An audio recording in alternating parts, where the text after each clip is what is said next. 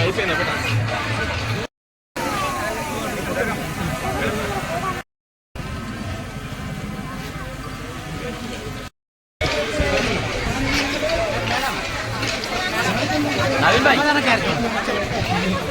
Madam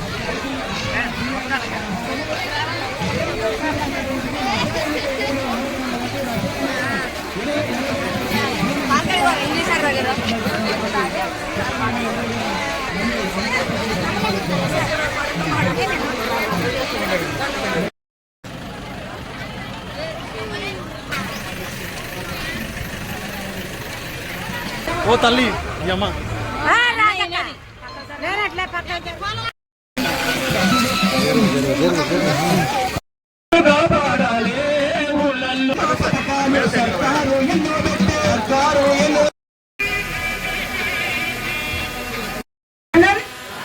మరియు గ్రామంలో భూమి మరియు నీటి చెక్ డ్యాంలు కాంపౌండ్లు మొదలగు నీటి సంరక్షణ నిర్మాణాలు చేపట్టుటలో మరియు ఈ ఊరికి సంబంధించి ఇది మండల సమైక్య వాళ్ళు తీసుకెళ్ళండి. సో అందరు కూడా గట్టిగా చెప్పట్లు కొడితే ఇన్ని వేల కోట్లు పోతుంది కానీ అది జనాలకి ఏమైనా ఉపయోగపడుతుందా అన్న ఆలోచనతోటి అది ఉపయోగపడాలని సన్నబియ్యం ఇస్తుంది ప్రభుత్వము. అందరూ కూడా ఒకటి గమనియండి, ఏదో చేయాలి చేస్తున్నాము అన్నట్టుగా కాదు, మన ప్రభుత్వం ఒక సంకల్పంతో ముందుకు పోతుంది. చేసిన ప్రతి పని కూడా ప్రజలకు ఎట్లా ఉపయోగపడుతుంది అన్న ఆలోచనతోటి మన యువ వికాస్ స్కీమ్ కూడా లాంచ్ చేయడం జరిగింది అసెంబ్లీ ప్రాంగణంలో. దాని ద్వారా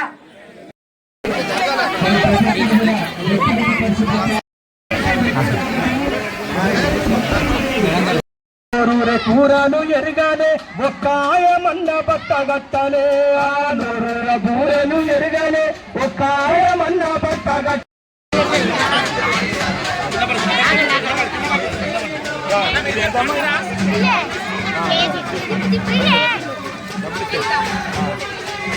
ఇప్పుడు వచ్చిన వర్షపు నీళ్ళు అన్ని కూడా మీకు ఏదైనా ఇట్లా చిన్న గుంతలు లెక్క అవన్నీ దొవ్వి ఇంకా చెక్ డ్యామ్స్ ఇంకా వేరేవన్నీ కూడా మన పీడీ గారు చదివిండ్రు.